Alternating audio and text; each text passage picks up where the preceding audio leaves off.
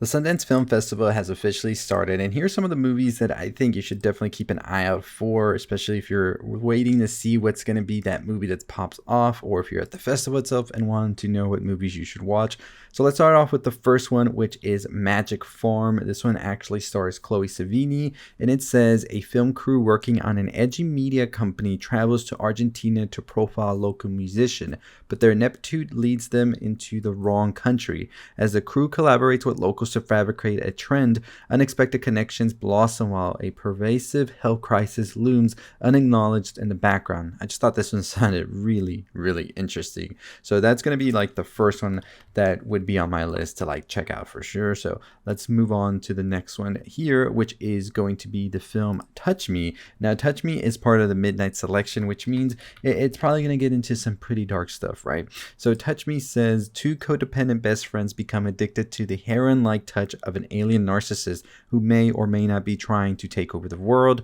And this is actually a film that sounds very, very interesting. It is directed by Addison Heyman, and you have Olivia Taylor-Dudley starring in this, as well as Lou Taylor-Pucci. So I'm very curious what this one's going to be about.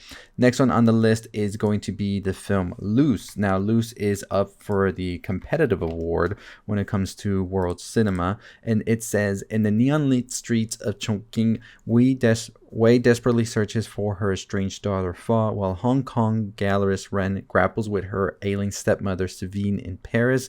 Their lives collide in a virtual reality world where a mystical deer reveals hidden truths, sparking a journey of discovery and connection. This is a film that just looks beautiful, honestly, from looking at some of these stills, directed by Flora Lau, and this one's one of those that is at the top of my list. Next one is going to be The Ugly Stepsister, and this is a movie that's also part of the Midnight Selection. This movie, I believe, will be released by Shudder later this year, so you don't have to wait too long for this one. So The Ugly Stepsister says, in a fairy tale kingdom where beauty is a brutal business, Elvira battles to compete with her incredibly beautiful stepsister, and she will go to any length to catch the prince's eye. This is directed by Emily Blichfeld, and it is one of those movies that the picture immediately draws me to want to know what exactly is going on here, right? So this movie is coming up by Shudder later this year. So some of these movies still maybe don't have the release date, or they don't have a distributor just yet, so probably during Sundance you'll hear if they do get one. The next one is The Virgin of the Quarry Lake. In 2001, three teenagers from the outskirts of Buenos Aires all fall in love with Diego. Natalia has always had the most chemistry with him, but when it seems inevitable that their friendship will turn into something more, the older, more experienced Sylvia appears and soon captures Diego's attention. This is directed by Laura Casave, and it just looks interesting. It sounds interesting, and I was just like, yeah, this sounds like it's gonna really dive into some very, very deep themes. So that was one of those movies that I was just like, this is a movie you gotta watch. Next one is another Midnighter. We talk a lot about Midnighters here, but that's always what we're drawn to. Rabbit Trap. This is a film with Dev Patel that says, when a musician and her husband move to a remote house in Wales, the music they make disturbs local ancient folk magic, bringing a nameless child to their door who is intent on infiltrating their lives. This is directed by Brian Shiney, and it stars Dev Patel, like I said, and Rosie McGuinn and Jay Crute. I'm curious about this one a lot. Like, what exactly is going to be happening here with this child that comes through? Next one on the list is going to be the film Ricky, which Ricky, we actually watched the short film for this when it released 2 years ago at Sundance. This is directed by Rashad Fret, and it says, newly released after being locked up in his teens, 30-year-old Ricky navigates the challenging realities of life post-incarceration and the complexity of gaining independence for the first time as an adult. This is going to be in the U.S. dramatic competition as well. So let's see. I really enjoyed the short. Next one on the list is going to be Dead Lover, another Midnighter. I feel like we're going to name all the Midnighters almost, but I'm going to try and keep it all like different ones so I don't just go through just the Midnighters.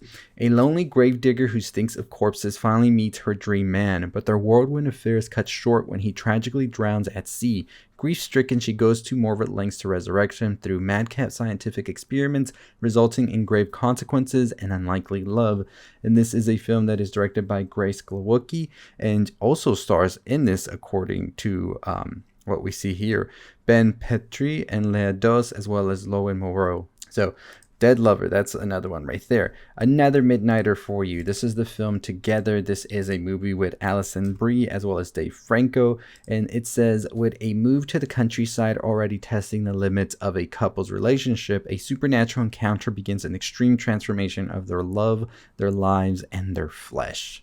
Kind of curious what that is. Directed by Michael Shanks. We also have the film here, Bunny Lover, which was one of those movies that was one of the ones that initially caught my eye just based on the cinematography of the picture itself. And this film, it says, a drifting Chinese-American cam girl struggles to navigate an increasingly toxic relationship with one of her clients while rekindling her relationship with her dying estranged father. This is directed by Katarina Zhu, and in it you have Katarina Zhu starring, as well as Rachel Sennett, Austin Amelio, Perry Young, and Jack Kilmer. One of those movies that will also be in the US dramatic competition, so we'll see what happens with it there. The next film on our list is going to be the film Tropia, and this is one of those, like I said, a lot of these pictures immediately capture me. This actually is a film that stars Aaliyah Shawkat, Callum Turner, Chloe Savini showing up, Tim Heidecker, Jane Levy. Very excited to see Jane Levy in this. Also directed by Haley Gates. It says, when an aspiring actress in a military role-playing facility falls in love with a soldier cast as an insurgent, their unsimulated emotions threaten to derail the performance. So very curious how that one's going to be right there. The next one is going to be Opus, which is the A24 film that also stars Ayo Edebiri. We just got a trailer for this a couple of days ago. I will be talking about it on our horror news video tomorrow. Stay tuned for that. But this film also stars John Malkovich, and you also have Juliette Lewis, Murray Barley, Amber Midthunder, amongst others, directed by Mark Anthony Green and written by Mark Anthony Green. A young writer is invited to the remote compound of a legendary pop star who mysteriously disappeared 30 years ago. Surrounded by the star's cult of sycophants and intoxicated journalists, she finds herself in the middle of his twisted plan. The trailer looked interesting, and we'll see what happens with this one. I hope it is good, and we'll be excited. We'll be excited. Next one is going to be a film that apparently just got picked up, I read not too long ago, and that is going to be Reigns Over Babel. This is in the next category, so it's not really a midnight horror, but it still is a little wacky and out there. A group of misfits converges at Babel, the legendary bar, a legendary dive bar that doubles as purgatory, where La Flaca, or the city's Grim Reaper, presides. Here, souls gamble years of their lives with her, daring to outwit death herself. This is directed by Gala del Sol, and it is a film that I just think looks gorgeous from the pictures, and I'm curious to see more about it. Next film on our list is going to be Kiss of the Spiderwoman, a movie that wasn't initially on my radar, but I started to see it in other lists, and then I read about it, and I was like, I'm in. Valentine, a political prisoner, shares a cell with Molina, a window dresser convicted of public indecency. The two form an unlikely bond as Molina recounts the plot of a Hollywood musical starring his favorite silver screen diva, Ingrid Luna. This film is directed by Bill Condon, and it actually stars also Diego Luna, Tonatua, Jennifer Lopez, Bruno Bashir, Sofina Scaglione, Aline Mayagoita. So I'm very curious what this one's going to be. The picture alone, it looks interesting to me. Next on our list is going to be Train Dreams. Now, Train Dreams has Joel Edgerton as well as Felicity Jones, which is Miss Oscar-nominated Felicity Jones. And Train Dreams says, Robert Grenier is a day laborer building America's railroads at the start of the 20th century as he experiences profound love, shocking defeat, and a world irrevocably transforming before his eyes.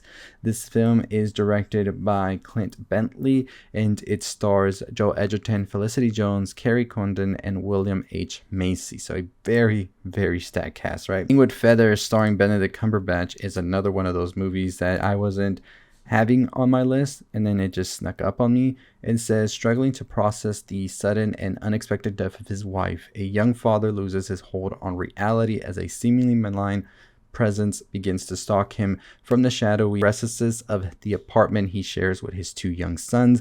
The film is directed by Dylan Southern, and it is a movie that looks interesting, honestly, and it looks like it's going to be a trip. Last film is going to be Last Days. Determined to fulfill his life's mission, 26-year-old John Allen Chow embarks on a dangerous adventure across the globe to convert the uncontacted tribe of Northern Sentinel Island to Christianity, while a detective from the Andaman Islands races to stop him before he does harm to himself or the tribe. And this apparently is based on a real story, which I don't know if you've heard about or not, but it is definitely one of those stories that it's just sad. This film is directed by Justin Lin, and I'm very curious about this film as well. But those are the films that I'm most excited for at Sundance. Of course, there's a ton of other films out there. I just wanted to give you a list of movies maybe to keep an eye out for and hear when they're going to be releasing or what reception they get at the festival. Or if you're at the festival itself, maybe these are films you might want to add to your list if you don't have a list of films just yet. But as always, that is going to do it for me.